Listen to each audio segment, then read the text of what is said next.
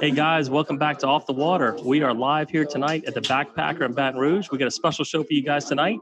We've got Brendan Bayard and Clayton Shilling are going to be doing a presentation about Paddlepalooza this year. They're going to be providing us with some great tips and tactics for fishing. If we're lucky, maybe we can question them about some places to fish. With this weather being here in May, the tournament being in May, and with the weather forecasted here. We've also going to be having Brock Miller on shortly to announce some of the prizes. This is certainly going to be an interesting show tonight. We don't have anything scripted. We've got a number of people here. We're going to be announcing the first place and the second place prizes, grand prizes for the tournament, and get some pictures.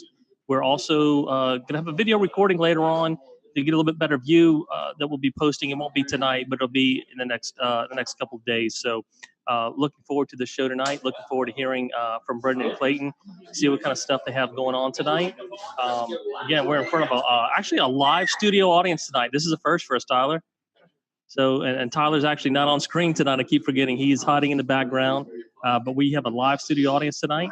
We're going to be having some questions, some Q&A. Certainly, if you have some questions, maybe you want to ask Brendan or Clayton, if you can put it up there, I will see if we can get to them and ask them online. So what I'm going to be doing shortly is I'm going to be turning the camera around, focusing on Clayton and Brendan. I'm going to go silent for once. You won't hear me for the next hour as we get over to Brendan and Clayton. So kind of give you a little shot tonight. What's going on? We actually have some Papa John's pizza delivered. There's a few cold beverages, and everybody's having a good time. So you guys ready? Brendan, Clayton, y'all ready to go? Yeah.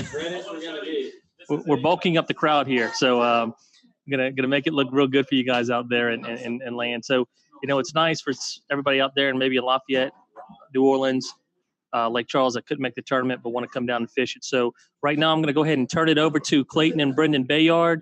Brendan's a past champion of Paddlepalooza and Fallen Tide. Clayton certainly has won his fair share of tournaments, including most recently Minimalist Challenge. So we're going to switch it over to them right now, and we'll check back with you here shortly. Guys, thanks for coming out. We have our biggest tournament of the year coming up this weekend. I think we have 225 people-ish registered. We usually draw about 270. Thanks for the opportunity to come talk. Even though this is the 10-year anniversary of when I won this tournament, so you're getting old. a little bit old. So take all this information with a grain of salt. You know, there's no hard, fast rules in fishing. We just kind of do our, you know, it's a probability game. Basically, when you pre-fish, you try to figure out your best probabilities. Be it, this is the place where I can concentrate on flounder for a trout. This size of a fish, it's all a probability game. I like to think about it like mathematics, really, when you're fishing. These kind of baits give me a higher chance probability to catch a bigger trout. These type of baits, this kind of presentation gives me a higher probability to catch a redfish that's a little bit bigger. That doesn't always work, but as you fish, as you have a mental memory of what you're catching, you kind of build the repertoire in your mind of those facts, and it all kind of comes together like a plan, if you will. How would you describe your thoughts about fishing in general and probability wise? Probability, I mean, I would keep it simple and say that the longer that your bait is in the water, the better chance you're going to have at catching fish. I mean, if you kind of, you know, look at an area and break it down, how you're going to, you know, strategically kind of attack that area. Fan cast, move, and then if you are, you know, say you stick a redfish and he's, you know, 6 foot out from the bank, and then you work a little ways and you notice that happens again, well, it looks like that's, you know, you're kind of keying in on a pattern there, and so then begin to work that pattern, and I think your probability goes up with that. Like Brendan's saying, you know, it's all kind of approaching it in a way that best gives you a chance for success, and looking for patterns and really kind of reading the water for that day and trying to pick up on some type of pattern, because it changes, and I call it reading the water. Like when I'm out, I mean, you know, you can go pre-fish and you can have a plan, and then you get out there and conditions have changed, and it's just kind of, don't just get stagnant and just stick with one thing that you kind of always feel comfortable doing. You kind of change it up and try to key in on something that, you know, that works. And some of the best pre-fishing days I've had have been the worst fishing days. What I mean by that is I've tried several areas pre-fishing, and they all kind of more or less stank. So I weeded those areas out, and therefore that next time put me in kind of a desperation mode. I kind of thought outside the box. I went to some areas I hadn't otherwise considered, and that ended up making the difference. So a bad day of pre-fishing sometimes is a blessing in disguise. So I mean, I can't tell you how many times that's happened to me where you're fishing the tournament blind, but sometimes that's better than going back to what you know wasn't producing.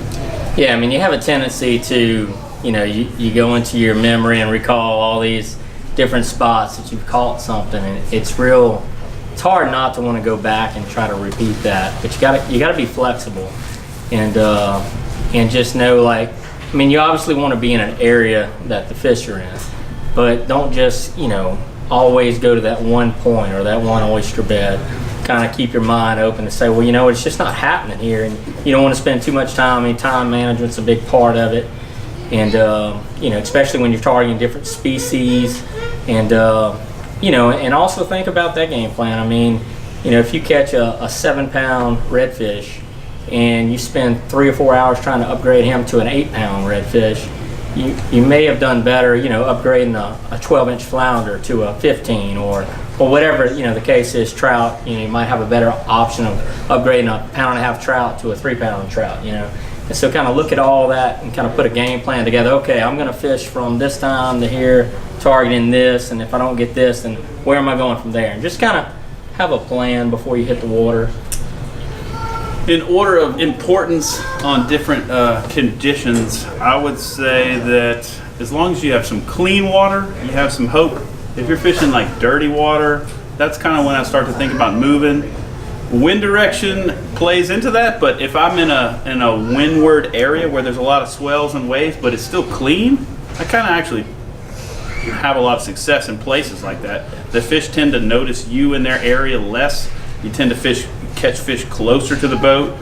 They're just kind of in the whirling dervish. They don't notice you like you're in some really calm lake where you have to kind of make those 100-yard casts and kind of really be on your cast game. I mean, in rough conditions, as long as the water's clean, I think you have a really good chance. And I would almost encourage trying that sometimes if it's not uncomfortable to fish. I mean, certainly you don't want to be in the surf, riding, right before a breaking wave, almost where you're like catching your breath every time. You're like, oh, I'm drifting a little too close. That could be disastrous. But if you're in a windward side of a big bay, this time of year, a lot of times I find my redfish, especially in the spring, when the bait is small, it's just hatching, you have a lot of pokies this big, you have a lot of shrimp that are 2 inches, that windward bank pushes all that bait against that bank. And if you throw on that bank, you're usually finding bigger redfish in the ponds. The other side, not so much. So, try that windward side. I don't think we have a lot of wind scheduled this weekend, but in the past at Paddlepalooza, that's made a difference for me. So what would you say, like, no more than 12 miles per hour? Or, I mean, would you fish a windward side at 20 miles per hour? I mean, I've gone out to Elmer's Island when it was 25 miles an hour and it was literally breaking on one bank, and the redfish were piled up. It's like every other cast. It's just, you never know. And it was because the bay was really clear. There was a lot of incoming water from the Gulf. It was all clean, clear water. It was breaking. There was a bunch of little shrimp and pogies, and those reds were just demolishing. Like literally every other cast was a redfish. So as long as it's clear, go for it. Not that we're going to have 25-mile-an-hour wind. No, I don't think so. No, of course. It's possible. Other conditions, the other conditions, of course, are moving water. You want some sort of moving water. Being in Louisiana, we don't have big tide swings, so the wind pretty much almost always overrides what our natural tide tendency could be from the moon. If it's not very strong, if you have a southerly wind, you're going to have incoming tide. If you have a northerly wind, it's going to be outgoing. If you have a mild tide, the wind's certainly going to play a bigger issue. If you have tide and wind against each other, you're going to have bigger swells. That's going to create rougher conditions. Certainly choke points like the passes and bigger bay entrances and bayous, those are all going to create their own tidal systems comparatively to like the duck ponds. So if you're at a low tide time of day, you might want to switch to a bigger choke point area. I like to hop around spots a lot. I don't know about you. I might hop spots at Paddlepalooza, you know, sometimes like 12 times, sometimes maybe 5 times.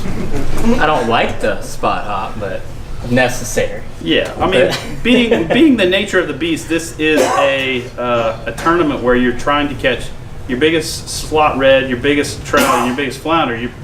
I like to think about my strategy for fishing Paddlepalooza as breaking down my favorite spots that are within reasonable distance for those particular species. So like I find a trout spot that's no more than 2 miles from the bank that I have real consistency catching like an 18-inch trout. And if I go there and I catch an 18-inch trout right off the bat, might give it 30 more minutes to see if I can upgrade, but that's pretty good. I mean, I could spend 8 more hours and maybe catch a 20-inch trout, but that's not what we're here to do. We're here to catch a decent trout, a big red, and a flounder of any size, really. If you look at the numbers, the last few years, I think there've only been, you know, maybe 5 or 10 slams caught. If you catch a flounder, you're basically guaranteed, if you catch the other 2, to place. So, I mean, think about that flounder as like a $500 fish. I mean, fish for it hard. That's what you really want to fish. That's your money fish. I would almost say that's the most important fish, if anything. Yeah. I mean, your redfish certainly anchors your weight if you want to be in the top 3. But the flounder, I mean, if you don't have the flounder, I mean, you're just playing for the other individual fish places. You know? Yeah. I mean, yeah, you definitely want to have a strategy to go out and look for all 3 species. And I mean, this year I'm seeing a lot of reports of flounder being caught. I think that we're going to have a very flounder heavy catch this year, so it could be a little different. So you may have to really think about getting that big trout and getting that big red, which kind of is cool because I mean that's the whole purpose, is really put together that perfect slam. But yeah, I mean, one year I caught a flounder and a trout early and could not catch a redfish. I mean, and that happens. I fished for 7 hours just trying to think. I think the redfish is a gimme. most days you can get out and get that. Just needed one, but that didn't happen. So I mean. But that's the fun of this. I mean, is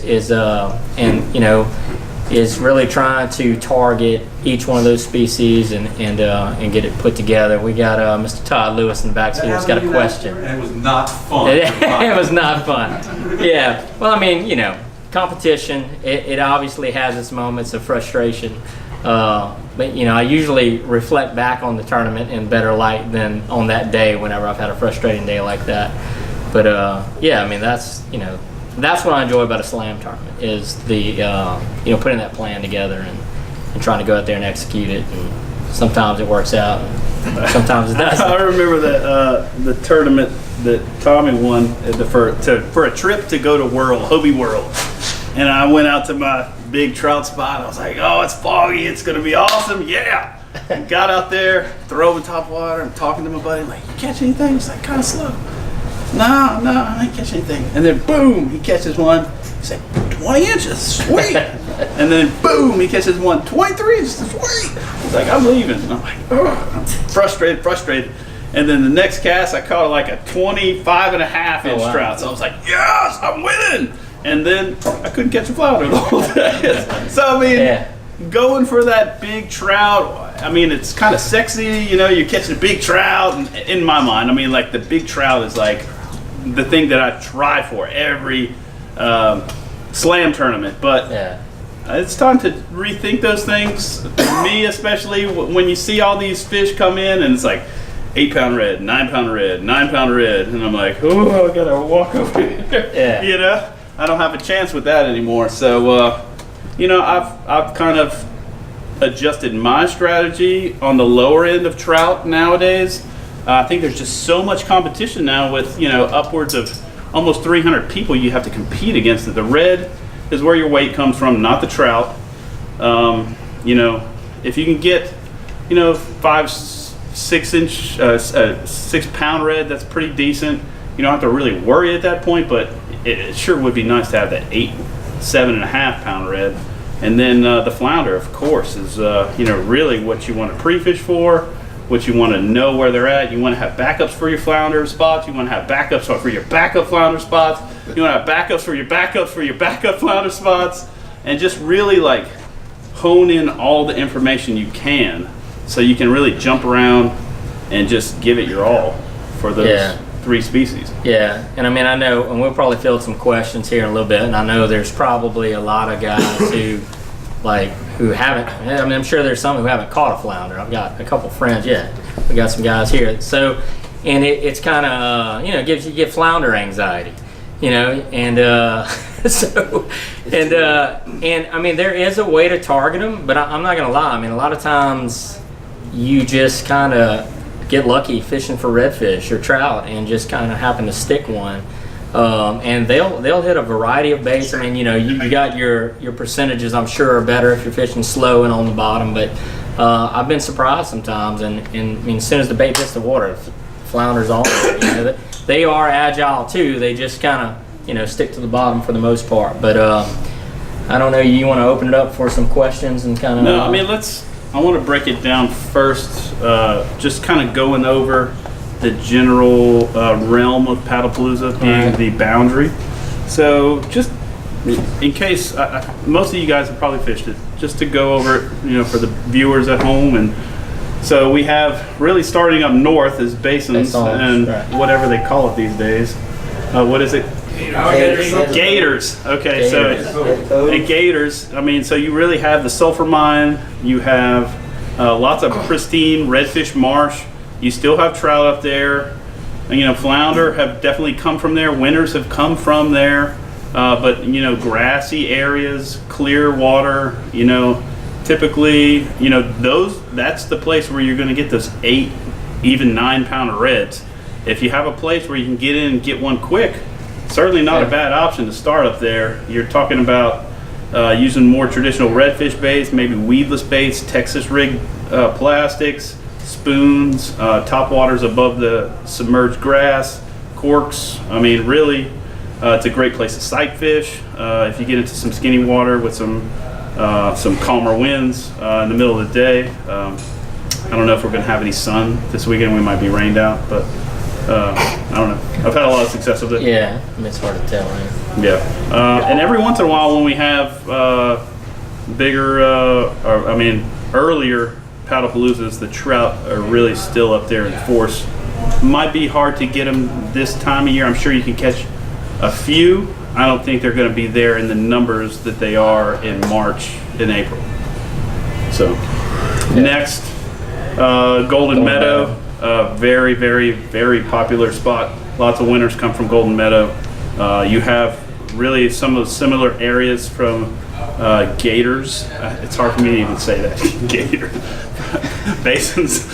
And so some of that surrounding marsh of Catfish Lake. You can even do like a float plan where if you and your buddy, like one person parks at Gators and one person drops their truck at Golden Meadow or vice versa, and you can traverse that 8 miles or so and fish along the way. You have a lot of time at this tournament with the weigh-in being at 4, so I think it's a good opportunity to do some of those kind of longer trips. The lake is certainly, I've had a lot of success with flounder in the lake. I've had a lot of people that have come over from out of town, just never experienced the fishery, have launched and caught slams in Catfish Lake. Nice trout are there pretty much all year long. I'm sure there's nice trout in there right now.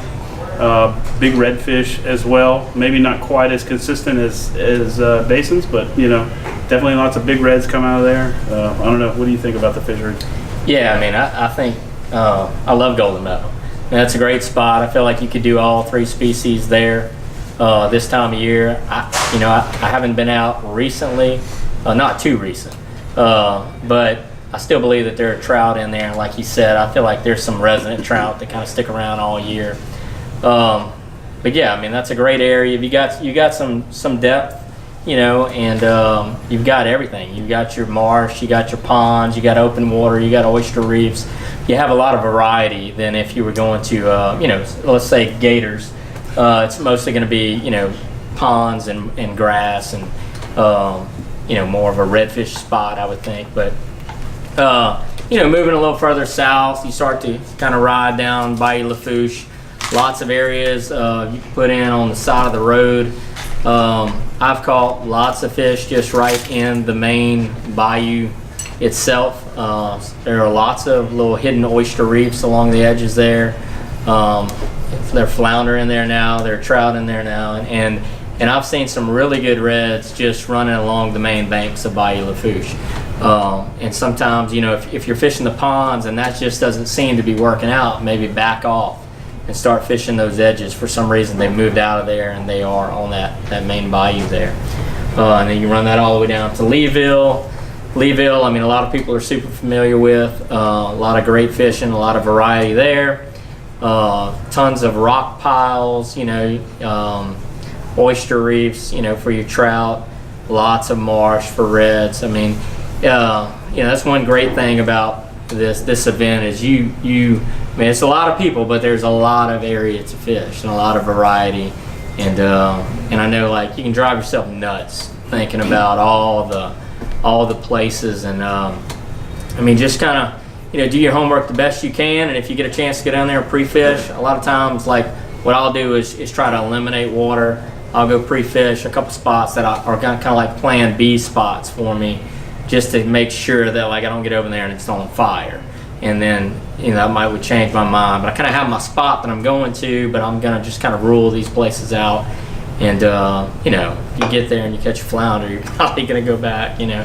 But you know, so Leeville down, then you start to get down to Leeville's so big. I mean, Yeah. it's like, that's kind of why we have minimalist challenge there. We could literally have the whole field of 300 people fish Leeville and wouldn't really be a problem. I mean, you can think about Leeville as 4 quadrants with the Bayou Lafourche and the southwest, southeast canal, and you could go pretty much any direction, northeast, southwest, and not run into anybody if you paddle far enough. And I mean, you can fish that place 20 times a year and never fish the same place. Lots of area to spread out in, especially if you're willing to paddle, you know, 3 miles or so. Some of the best days of fishing down LA1 I've had personally have been in the Leeville area. Talk about a great place to catch a big resident trout. I mean, you hear kind of, you know, as far as trout fishermen go, I mean, you have the beach, which gives up really big fish, you know, this time of year, May especially. And then also Leeville. Those 2 areas, I think, if you would argue with any trout fishermen, they would say those places give up the biggest trout. So I mean, if you could, I'm not saying you should focus on big trout, but if you ran into an 8-pound red and a flounder at 8 a.m., might be a good place to check out. Yeah. You know? Yeah, I mean, one of the biggest trout I caught last year was 60 yards from my truck in Leeville on Oyster Reef, 3rd cast. Like, didn't have to work hard at all. It's a place that you see people wade fishing all the time, and you're kind of like, man, this gets a lot of pressure, but it was first thing in the morning. You know, everything's kind of calmed down overnight, and I think that's kind of key for those real close areas. You want to be the first guy in there, you know, getting to kind of pick off that first big fish first thing before you kind of stir things up. But and where exactly is this oyster? It's in Leeville. Yeah, it's in Leeville. You can see the bridge. Yeah. But yeah. So, but yeah, I mean, that's kind of, you know, I normally try to target trout first thing in the morning, and I look for a spot like that I can get to and be the first guy there, and hopefully you catch one who's just kind of been comfortable overnight and hanging out and ready to eat. Now, from Leeville south, you have a slew of combat launches that extend from the Leeville Bridge all the way down Old LA1, which is basically just a fishing road nowadays. I mean, nobody really uses it except people bank fishing and launching kayaks. So, I mean, it's a safe place to bring kids. You don't really have a lot of roadside traffic like you used to when I first started fishing. Now with the elevated highway there over the marsh, you can really go, you can use that road to your advantage when you have wind. If there's like a lot of east wind, you know, maybe you want to fish on the west side, on the protected side. If there's a really low tide, on one side, a lot of times the other side of the road is maybe like a foot higher. So if you're having some frustration maybe on the west side, look on the other side of the road, hey, I got a little bit of depth here. My Hobie fins aren't dragging in the mud so much. I'm gonna go fish over here, and that changes your whole day. When you get further down, you can go towards Fouchon, and there's the public launch over there. I think you can still launch underneath where the bridge used to be to go to the Fouchon beach. That can give you access to Belle Pass. That's a really, really good spot this time of year. If you're looking for that beach kind of experience and you want to get away from the crowds that are going to be at Grand Isle, you can launch there, maybe give yourself about 40 minutes, 45 minutes, depending on how fast you paddle. You can get out to those Belle Pass rocks, fish the armpits, the beach, the inside rocks, the jetty. There's marshes on the way down. I mean, it's a great little spot. I've caught a lot of fish out there. I think there's all three species out there, really. I mean, if you fished out there, you could definitely catch flounder, reds, and trout. Absolutely. Yeah, I mean, that's kind of a main artery coming in that general area. So if a flounder's coming in somewhere around there, he's coming up through there. And I mean, this is the time of year, and caught several out there. And you know, I mean, normally this tournament's a little earlier, so it's a little tougher. But I think, like I said, I think this year it's going to be this surprising. Year it's going to be a really good spot. We're going to see come in. Yeah. It's a long paddle, so I mean, you know, long. If you're fairly long. If you're willing to do it, you usually rewarded with less pressure around you. You might, less run guys into out 3 there. or 4 people out there, but yeah, but you're limiting yourself to how many other spots you're gonna be able to get to. I mean, some guys in the past, they fish off the road and stuff, and really just kind of bounced around a lot. I don't do 12 spots for sure, but maybe 2 or 3 in a day. I'll have my kids with me this year, so I don't know how this is gonna work, but maybe 1 spot. So, but yeah, I mean, Belle Pass. So, and then you've got some spots along, along the Fouchon Road, running all the way down there. There's a couple spots to drop in. I would say mostly, you got the flotation canal area. Probably some trout spots in there, deeper water on the left-hand side. There's a few spots you can get in and fish for some redfish. The water tower area with some redfish. Once you get over to Bayou Moreau, that's right across from the caution light, that artery takes you towards the beach that has some redfish, trout. Then the old roadside pits, the telephone pole, Oklahoma pit, all that bank that goes down towards the 3 bridges area where Thunder Bayou and Elmer's Bridge are. Lots of good marsh to get into. Watch the owners over there. Some places are a little bit more protective than others. Aggressive. There's every year it becomes a bigger battle where there's more and more reasons to buy a camouflage kayak. Let's just put it that way. And then and once you get to Grand Isle, you have you can launch right there bridgeside, fish Elmer's.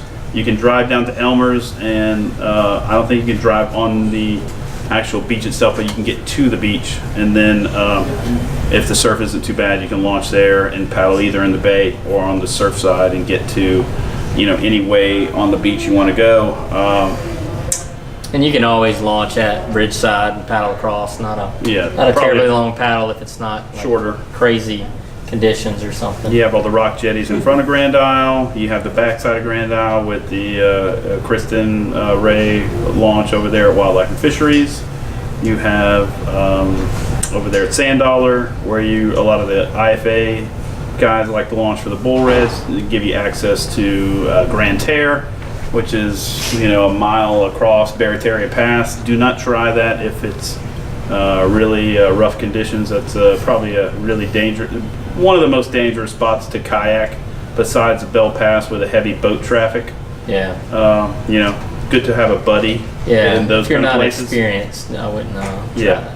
So those are that's kind of the breakdown of the areas. I would say Grand Isle. I mean, I really feel like anywhere from Golden Meadow to the island, you've got a chance to put together a slam this time of year. So, and I've seen reports from flounder all the way from north to south. So it can happen anywhere along that whole corridor. So The islands, you know, it's kind of a special place. I always enjoy fishing Grand Isle just because it's very different than anything else, you know, north of there.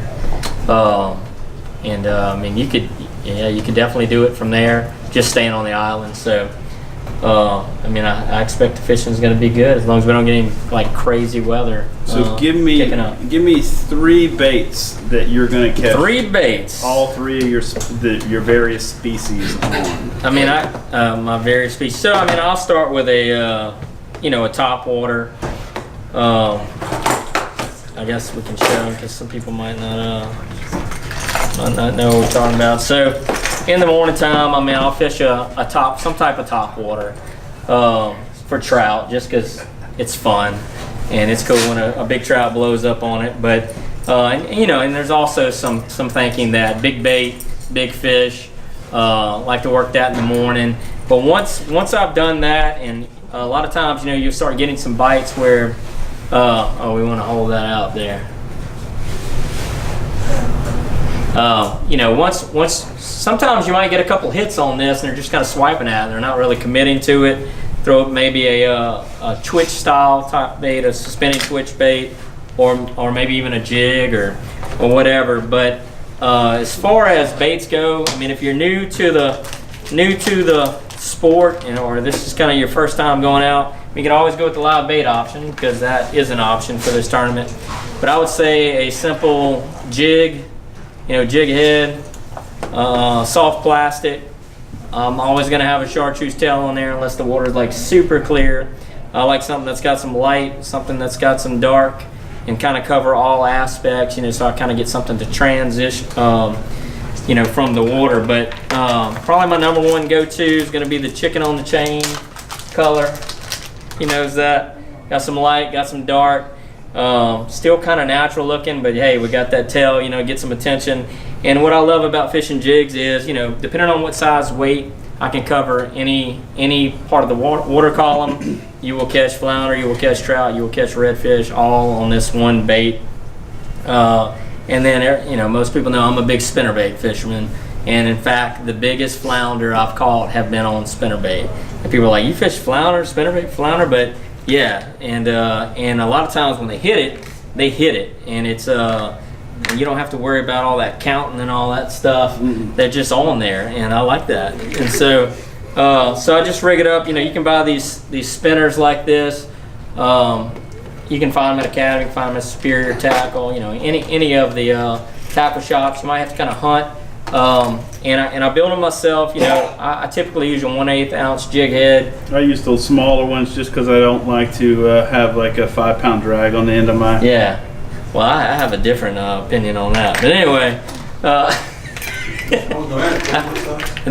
use a number 5 blade, unless it's like super calm, super clear, like very calm conditions. But I like it like it's a disco coming through the water. I want that redfish to go, what's happening? And then he knows it's coming before he even sees it, and have him ready to go when it gets there.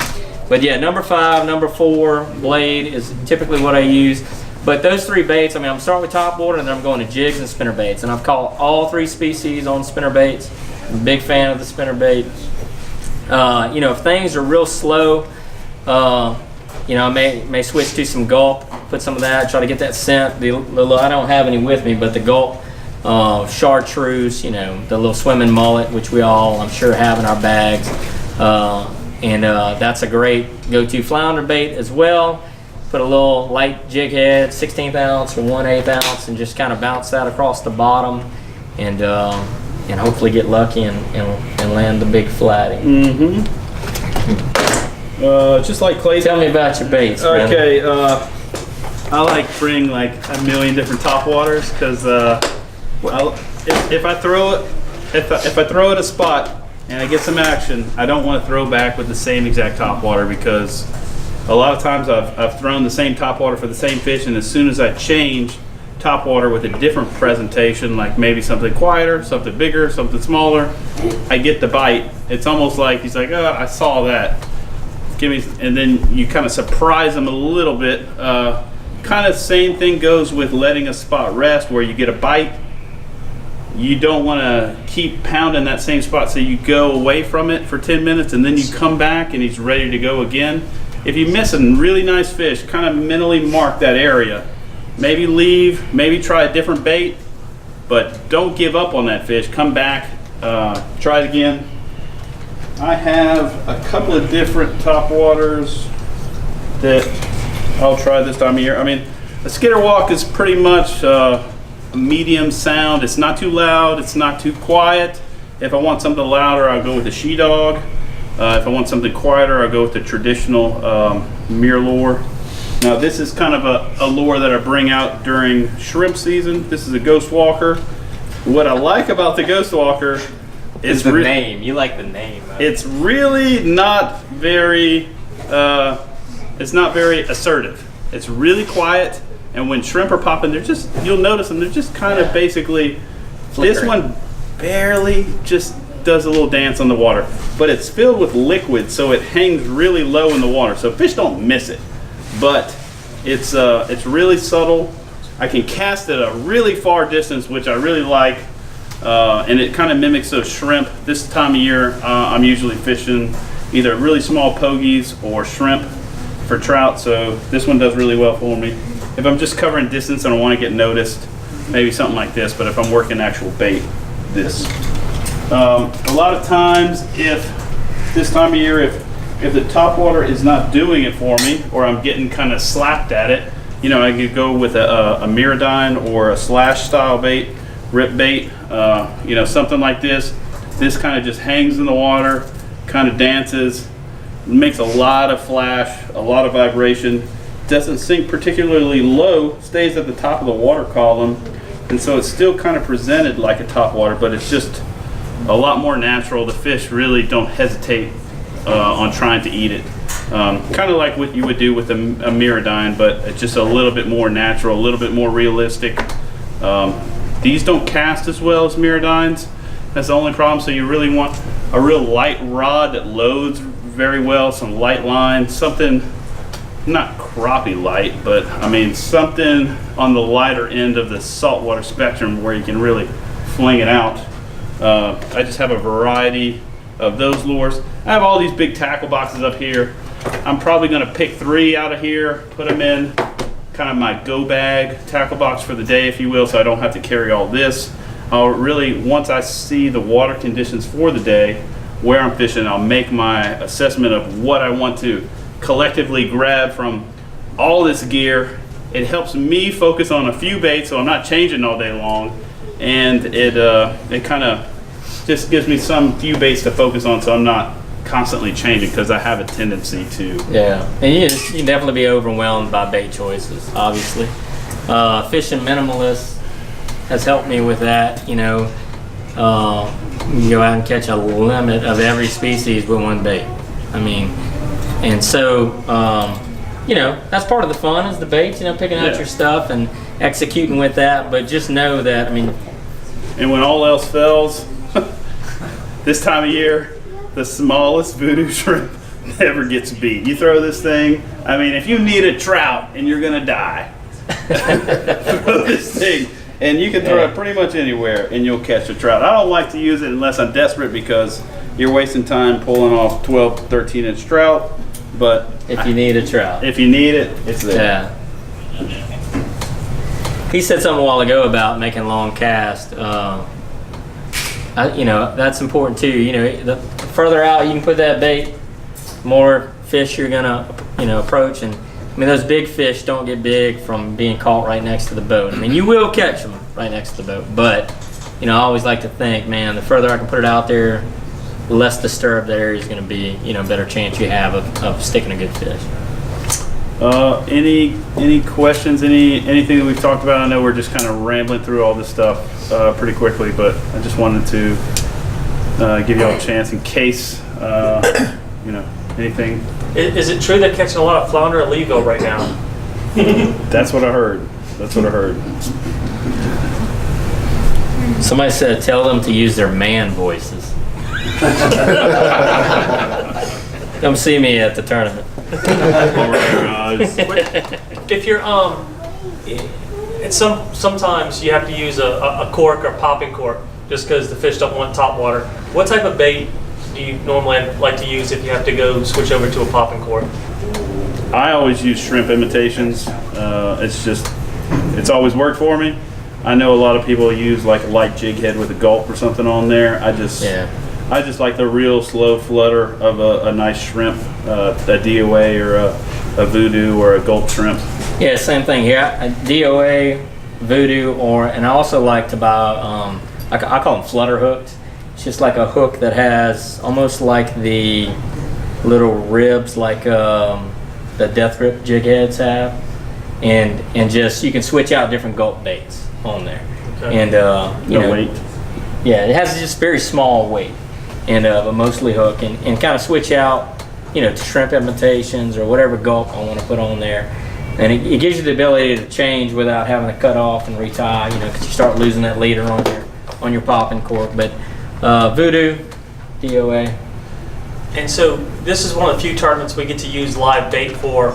And there's a number of different kinds of live bait out there right now. You can get probably crab, shrimp, cockatoos, minnows. Sometimes you get crab, croaker. For this particular tournament, this time of year, what would be your recommended live bait? Not crab. Throwing out the Catch that choices. flounder on that cracked crab. I mean, maybe if you're catching sheephead or something. Yeah. So what say between minnows, croaker, and live shrimp? What do you think is your recommendation? Minnows, since flounder are so important, you can't go wrong with minnows. I know that might not be what the reds and the trout are feeding on that day, but I guarantee you, like, flounder are always feeding on minnows. If you see minnows in an area, a bank, I would fish there for flounder. That's like such an indicator for flounder, and you can keep them alive with the greatest of ease comparatively to other bait types. Pogie being the hardest, where you need the pogie saver, and you need to put ice in the water, and you need a round bucket. It ends up being a job, by the end of the time that you're fishing with pogie. Whereas like cacos, you can like get a coffee can, you put them in there, you can leave them, forget about them, go eat lunch, come back to your kayak, they're still there. It's awesome. I love fishing with cacos. Live shrimp. I carry dead shrimp sometimes, just because if it's the fishing, you see reds and you're sight cast and they're just not interested. There's dead shrimp on the bottom, bro. Yeah, the dead shrimp on the bottom. But I'll have my boys with me. I'll have some dead shrimp, called flounder. You can catch trout on dead shrimp. So yeah, you can catch catfish, I'm sure. But yeah, cacos and shrimp. That would be my. Now, if you can get some croaker, which it's really hard to find croaker this time of year unless you catch them yourself. A few places might have them. If you want to go to like the piers or the bridges the night before and use some like little squid on some little perch hooks and catch yourself some nice little slightly smaller than hand-sized croaker, and you get out to the beach and you free line those babies, this time of year, you're going to catch a 2-pound trout. I almost guarantee it. I don't want to say that in case somebody gets mad and does it. I did what you said. I almost guarantee if you put a live croaker on the beach and you spend an hour there, Or you might catch a 4-foot stingray. Or you might catch a 4-foot stingray. But croaker this time of year are what is targeted on the beach by those big trout. I think you're going to catch one if you do that. They're kind of they're probably like second pain in the butt to keep alive, just because you only want about 5 or 6. Luckily, you don't have to have a round bucket. You can just do like a flow troll kind of bucket. I would just carry, half a dozen, 8 of them.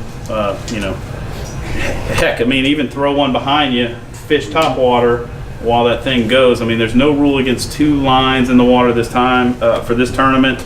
That goes for any He's laughing bait. because he's done it. Any bait you want to do at this tournament, you can. I know so many people that like throw a minnow behind them and just go along, not a care in the world, and all of a sudden, whee! I caught a shark last year like that. Yeah. So there is a question from the audience. How deep are you working artificial baits for trout? it just depends on what kind of depth you're fishing in, but I'm usually fishing in depth for big trout of less than 3 foot of water. If I'm if I'm in a bigger body of water, like let's say I'm fishing like Bayou, I'm throwing it on the bank, but then I'm pulling it off. So I might technically be in deeper water at some point, probably catching my fish on the edge. You know, if I'm fishing the beach, I'm fishing the first trough of the sand. You know, occasionally when the crowds show up, it kind of pushes the trout off the beach a little bit, and like midday you might, you know, be in 5-6 foot of water where you're going to want some heavier baits. But I mean, usually light baits, first thing in the morning, you can't go wrong. I would always fish towards the top of the water column or shallower at the beginning for the first 2 hours. And that depends on the temperature, you know, what's going on. But for this tournament, this time of year, I would say, 3 foot, kind of the sweet spot for. I mean, we don't have an extreme temperature either way, you know. It's going to be hot when it's above, but not 100 degrees. When it's above, 55, it's hot. You're hot when you're fishing all day long. We have some other questions, or any questions here? I brought a couple of just things I wanted to show. These lithium batteries, if you guys are fishing with depth finders or power poles or any of that stuff, these lithium batteries are so light nowadays, and they have a longer life cycle. If you instead of buying like the lead acid batteries for $30-$40, these are like maybe $100-$120. It's a new sponsor too. Okay, yeah. So these guys are sponsoring this year. I've had this battery for 6 years, and it's still kicking ass. I mean, talk about a bargain. It's a family show. Okay, it's still kicking butt, kicking ace. Yeah. This is a 10 amp battery. This is a 10 amp battery. Both, working really good. I got two depth finders. That's why I have both of them for 2 different boats. But if you looking for something to invest in to improve your fishing, I mean, you don't need a depth finder, of course. But if you're fishing for, in the past, if you're fishing structure like a bridge or something, it's always nice to have. If you're fishing deeper water in the winter, you can see like where the trout are, if they're on the bottom, if they're suspended. You can see bait. I mean, some of these depth finders, you can dial them in so you can see actually like the ball of bait going, and then you'll see the arcs at the bottom of the ball, and you're like, okay, those trout are feeding on this ball of bait, probably like shiners or something like that. And then you can adjust your bait to like maybe a tandem double rig and get down there. A lot of different things that help when you use a depth finder.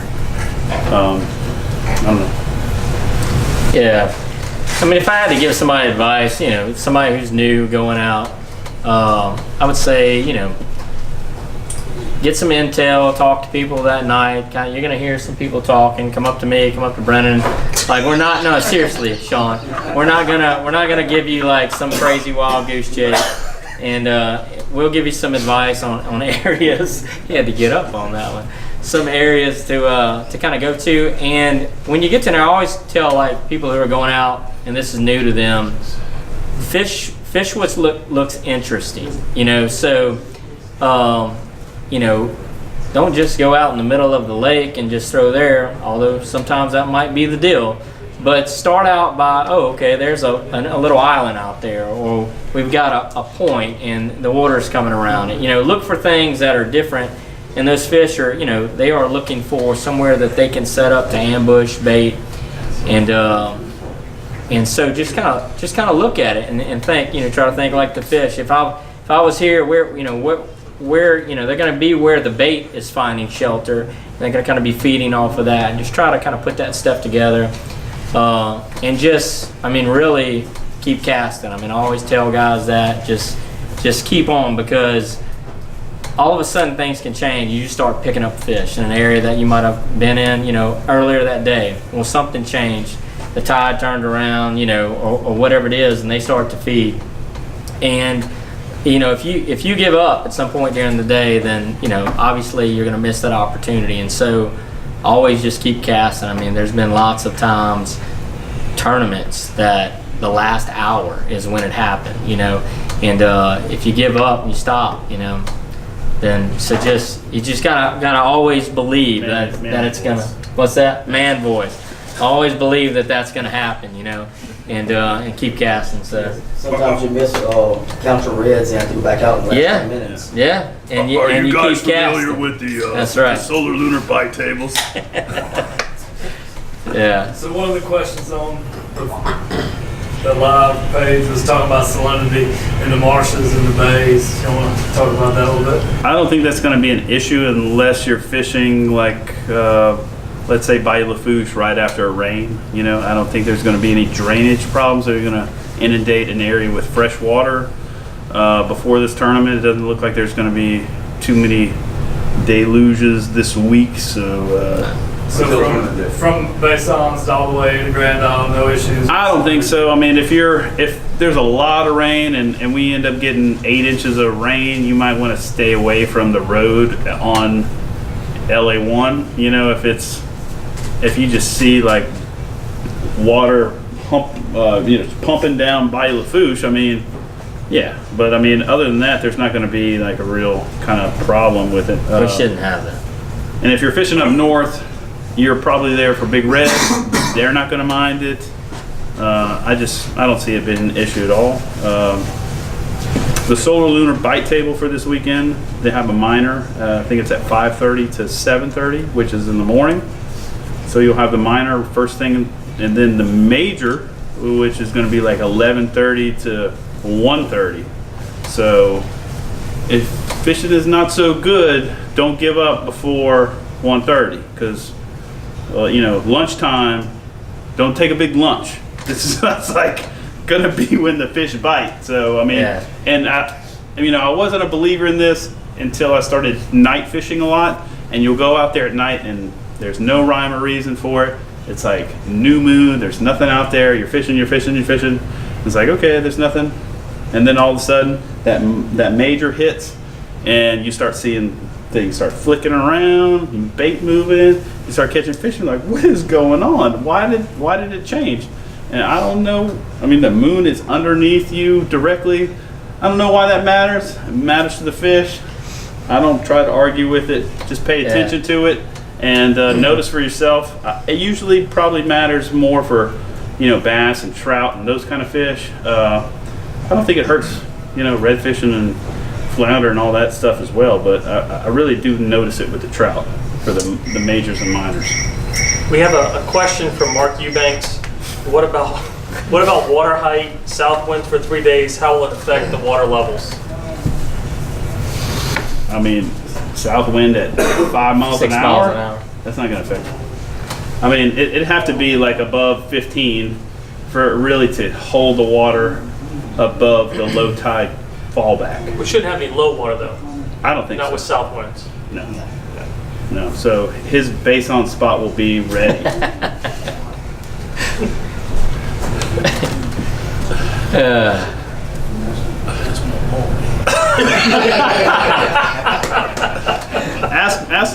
Ask Mark where he's fishing. Yeah. Speaking of basons, talking about red fishing. Gators. Speaking of gators, talking about red fishing, I'm telling y'all what baits I bring. So if you end up in an area that's heavy in grass, you're gonna want to have some options. So I always have a spoon with me, and I'll have maybe a fluke type lure, something that I can rig weedless. Brendan apparently uses a frog at gators. I have this in my box for just the occasion. For just that occasion. So because Looks like it's never been used. yeah, because you could be real frustrated if you show up somewhere and you don't have anything in your box to even throw in a big grass mat. You only catch one with a frog, Sean. You've done the work to launch and get out there and everything. So make sure you have something to fish weedless. Spoon's an easy one, and they love the spoon. Yeah, it's can't say enough about big redfish up there. If you have a really good flounder spotter, if you have confidence in catching a flounder and trout, and you want to really swing for the fences, that's the place to catch those giant redfish. So, good plan if you can take care of business on the other two fish. Yeah, Mark said he's fishing basons. So. Yeah. Is it true they're catching a lot of big redfish at Leeville right now? I can't say. Because you can't say, or you can't say. No, I haven't heard about the redfish in Leeville specifically. Yeah. I mean, everybody wants to know like your spots, you know, and everybody wants to know the spot and where are the fish at, and you think it's real specific. And I mean, we all have our little. I mean, I have like 5 spots between Grand Isle and Leeville that I can launch off the side of the road and catch a red if I need to, and that's kind of where I like to fish. I mean, that's not giving you exact locations, but I mean that's giving you a pretty big area. Yeah. And I just have learned that area over time, so I know if there's a south wind, I can go on this side of the road. If there's a north wind, I can go on this side of the road. If it's high, I can go over here. If it's low, I can go over here. I just kind of like have found a handful of little, I wouldn't call them honey holes, I would just call them options of what to try, whenever I need something, when it gets to that point where it's, mid-morning, lunchtime, and you're trying to make your last few moves to finish your bag. Yeah. You probably want to make sure you have given a shot at all 3 species before lunchtime. I mean, if you're waiting till after 1 p.m. to start focusing on your red, I mean, I think that's kind of a little risky. Yeah. And Brendan, that's a good question. Is there a particular order that y'all try to go after your fish to target which one first, or especially this time of year in May? Historically, I always try to go with trout first, just because I think it's the most time-sensitive bite for the size. I don't necessarily think that's the exact rule to follow for Paddlepalooza, where the winning weight could be 11 pounds and 9 of those pounds could come from a redfish. So if you have, last year, what won, like 10.5 pounds? It might have been a little low year, but I mean, how many times has less than 11 pounds won Paddlepalooza? I would say like probably more than half the time. Oh yeah. At least more than half the time. So if you think about the fact that more than half the time 11 pounds has won, you can say, okay, if I have an awesome redfish spot that gives me a 7.5, let's say a 7.5 at worst, like if I'm catching like tons of 26s and whatever, one of those is going to be right under 27. It's going to give me 7 pounds, 7.25. Okay, now I need a flounder. Let's just call it a pound, and then that leaves what do you need to get to that winning weight? Like 2-pound trout? I don't know. I mean, not much. I mean, maybe an 18-inch trout. That's not really something that you have to devote your morning to. I mean, if you went on the beach with a croaker, I'm not saying you're guaranteed to catch one, but I'm saying you're pretty much guaranteed to catch one. Yeah, I mean, starting with a big red is obviously a good foundation. I mean, if you have a big red to start with, I mean, weight is off your shoulders for sure. I mean, you can dink and duck around to a million different spots, throw in trash piles for flounder and throw big bays and reefs and beaches for an 18-inch trout for the rest of the day. I think that's a great strategy. I don't know. I've never really had the success that way, but maybe that's why I'm losing nowadays. Are there any places on the side of the road where you're not allowed to put a kayak in? Yes. There's plenty of spaces like that. Typically, for example, Elmer's Island, it's all a park, right? You can do it anywhere on that road, right? Yeah, right. Yeah, you can launch anywhere there. Pretty much everywhere that there's a camp on old LA1, you're going to want to not launch within 100 yards of that camp. That's on where the water's going underneath and all that. Where the bridges are, you can certainly launch there. The bridges on the Grand Isle side, they put a lot of rocks where it used to be easy to rocks. Yeah, it's a little bit harder now. And then they have, like, where you used to be able to launch at the radio tower, they have that big rope that goes, basically a lot of people used to wade fish there in the winter, and it would be ridiculous. And I don't understand why they did that, because you'd have all these carloads of people come out, and there'd be like shoulder to shoulder people casting in that pit, and you're like, man, that's just nuts. I mean, when people take advantage of it and just kind of overfish it, and there's like family picnics at somebody's land, yeah, I can see them shutting it down. Yeah. I mean, 1 or 2 kayaks where you're moving and not hanging in a hole all day long and inviting all your friends, probably not going to have any problems. You know, certainly if you see any gates, any signs, you don't want to go there.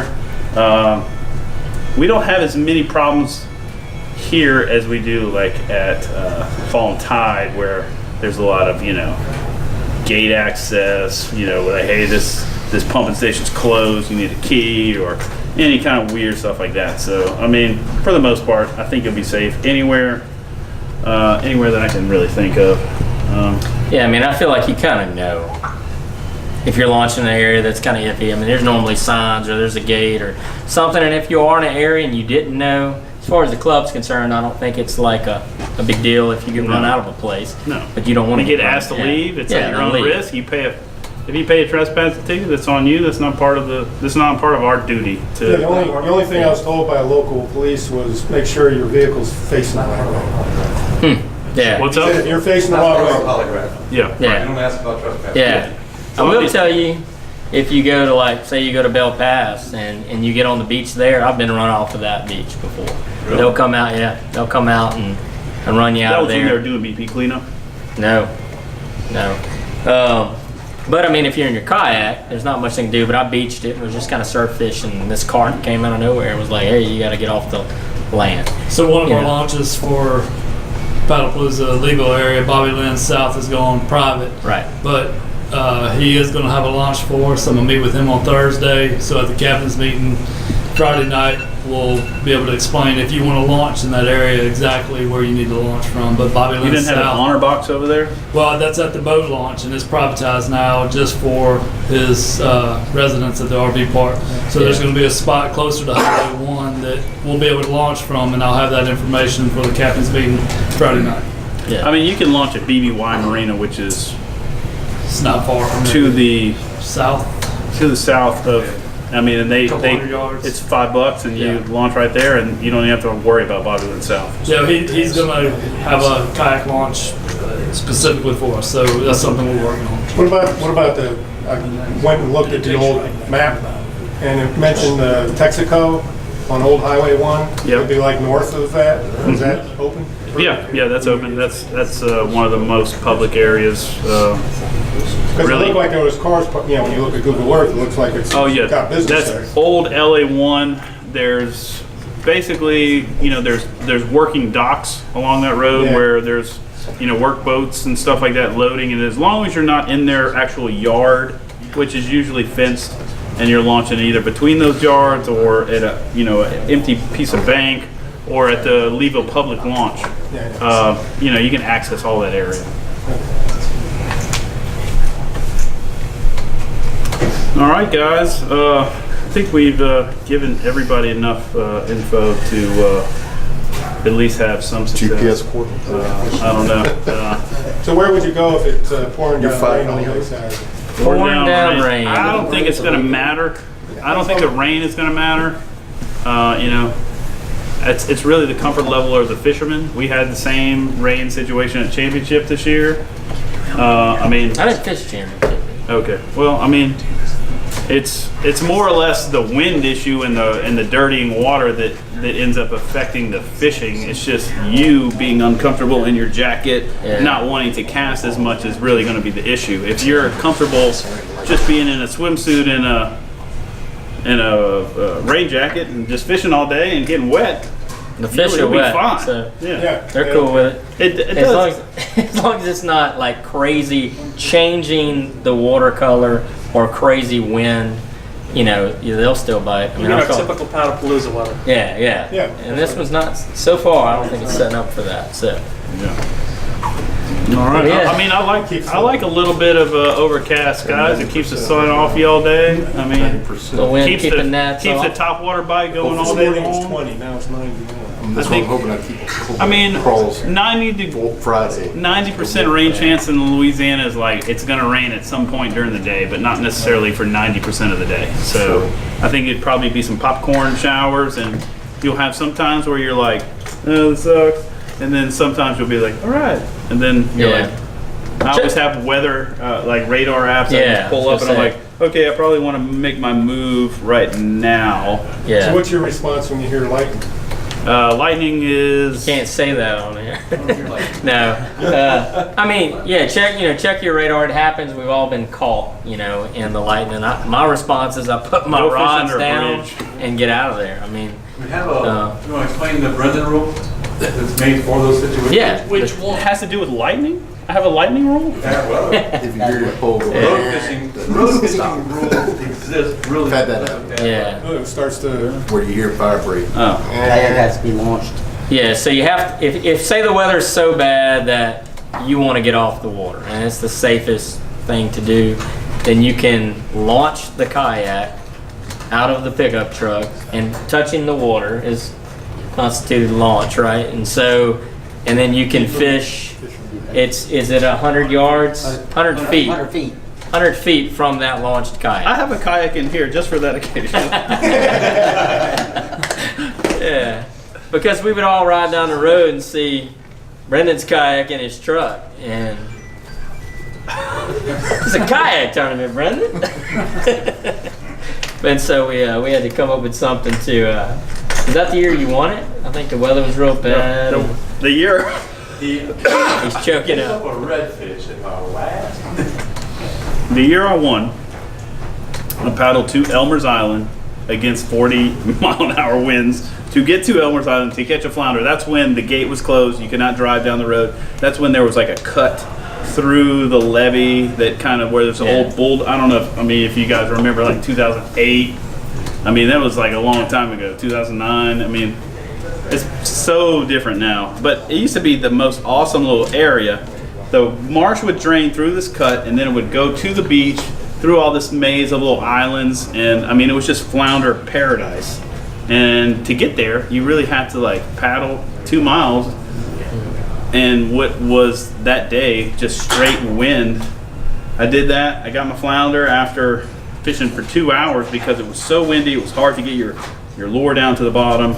Then I got up, and then I remember me and Ben Roussel fishing one of those pipes on the side of the road. And I caught a trout, he caught a trout. We just kept catching trout. We're like, this is awesome. And so I got my trout, and then I just started hopping around looking for reds. And the water at that point was so high that it was like over the road. Like we would have to walk to a ditch, like just like a little ditch. And you didn't know if you were going to step in the ditch because there was floating grass. The wind was so high it was knocking dead grass, and it was floating like almost like a bass pond. And so I remember throwing my bait in a just like a little ditch. Not that you would ever launch there, but the water was so high it was kind of big. And so I threw, and I was reeling it back to my feet, and like about 3 feet in front of me there was like just floating reeds. And when I got there, that red came under the reeds. He was right by my feet the whole time I was fishing, but he came out and ate it right there. And then he pulled it directly under a down power line. And then so I had to put my rod down so he would go underneath the power line and not break off. I still vividly remember that fish to this day. It's awesome. Cool. All right. Anything else? No? Thank you. Thank you, guys. Thanks for coming out, guys. Thanks a lot. Yeah. Hey guys, we're gonna give us just a minute. We're gonna reposition, and we're gonna have Brock with the backpacker show us the grand prize, his first and second prize for Paddlepalooza. So give us just a second while we set up. So this year for Paddlepalooza, we decided to do something a little bit different. Instead of just giving a stock kayak, we're actually doing a couple of tricked out boats. So for second place, you see behind me, we're doing a 2019 Compass with the drive upgrade and a bunch of accessories. Be about $3,000. So pretty sweet rig. Won't have to worry about selling it right after. It's a really cool boat just to fish off of. On the Compass, doing an H crate. Also have a marine mat in here as well. Busy Carbon Pro. We'll throw in a couple of rod holders as well. So it's going to be a pretty sweet rig ready to go on the water.